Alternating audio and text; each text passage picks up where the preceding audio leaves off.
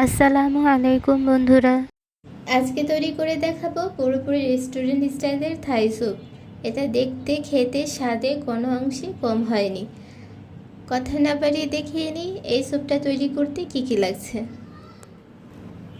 প্রথমে একটা কড়াইতে একটা ডিমের কুসুম নিয়ে নিতে হবে, তবে ভাঙার সময় সাবধানে ভাঙতে হবে যাতে ডিমের কুসুমটা আস্ত থাকে। আমারটা গলে গেছে, তো যাই হোক, আমি সাদা অংশটুকু বাদ দিয়ে শুধু কুসুমটাই নিয়ে নিয়েছি। দিয়ে দিয়েছি 5টা চিংড়ি মাছ, আর নিয়ে নিয়েছি মুরগির মাংস। মাংসটাকে ছোট ছোট করে টুকরো করে রেখেছি, তবে যে যেরকম পছন্দ করে সেভাবে কেটে নিলেও পারো। আর এভাবেই রেস্টুরেন্টে কাটা হয়, লম্বা লম্বা করে ছোট ছোট টুকরো করা হয়।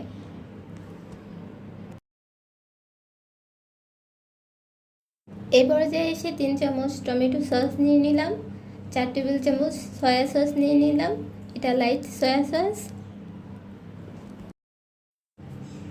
এভাবে চিকন চিকন করে কেটে রাখা আদা দিয়ে দিলাম। এখানে 2 পিস থাই আদা ছিল, আর 2 পিস নর্মাল যে আদাটা আমরা সবসময় খেয়ে থাকি সে আদা ছিল।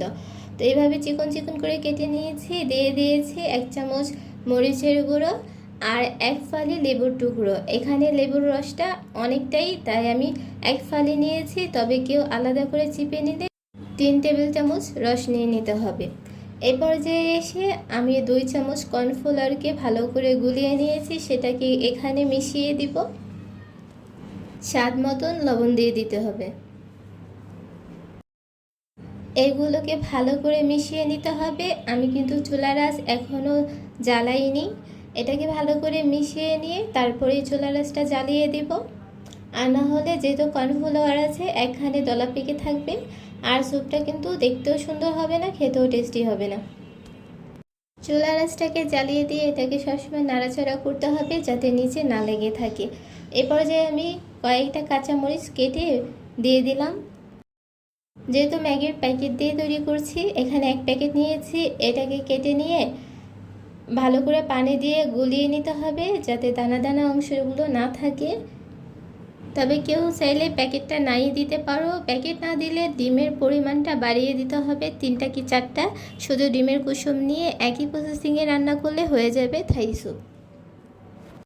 এই পর্যায়ে এসে প্যাকেটের গোলানো থাই স্যুপটা আমি অল্প অল্প পরিমাণ দিয়ে দিব, আর নাড়াচাড়া করতে থাকবো যাতে জমাট বেঁধে না যায়। সব কিছুকে মিশিয়ে নিতে হবে, আর এটাকে রান্না করব 15 মিনিটের জন্য। এখানে আমি 1 লিটারের মতন পানি নিয়েছি। রান্না করলে এটা অনেকটাই শুকিয়ে যাবে। আমার প্রায় 4 বাটির মতন হবে। আমি 4 জনের জন্য এটা পরিবেশন করব। তো তোমরা যেরকম পরিবেশন করতে চাও সেই পরিমাণ পানি দিলেই হবে। প্রায় 15 মিনিটের পর দেখতে অনেকটা এরকম হয়েছে। এই পর্যায়ে এসে 1.5 চামচ চিনি দিয়ে দিতে হবে।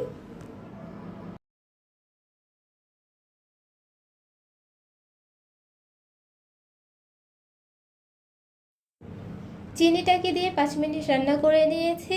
এখন দেখতে অনেকটা পাতলা মনে হলো, এটা নামিয়ে নিলে অনেকটা ঘন হয়ে আসবে। তবে বেশি ঘন করা যাবে না, বেশি ঘন করলে কিন্তু থাই স্যুপটা খেতে ভালো লাগবে না, আর দেখতেও ভালো লাগবে না।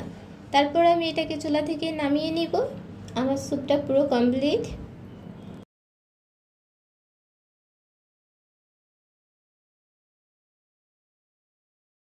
তো বন্ধুরা, খুব সহজে আর খুব অল্প সময়ে তৈরি করা যায় রেস্টুরেন্ট স্টাইলের থাই স্যুপ।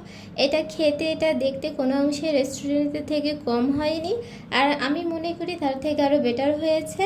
তো বন্ধুরা, এভাবে রান্না করে দেখতে পারো ম্যাগি প্যাকেট দিয়ে। আর কেউ চাইলে ম্যাগির প্যাকেটটা বাদ দিয়ে ডিমের পরিমাণটা বাড়িয়ে দিয়ে একই প্রসেসিংয়ে তৈরি করতে পারো, তাহলেও হয়ে যাবে থাই স্যুপ।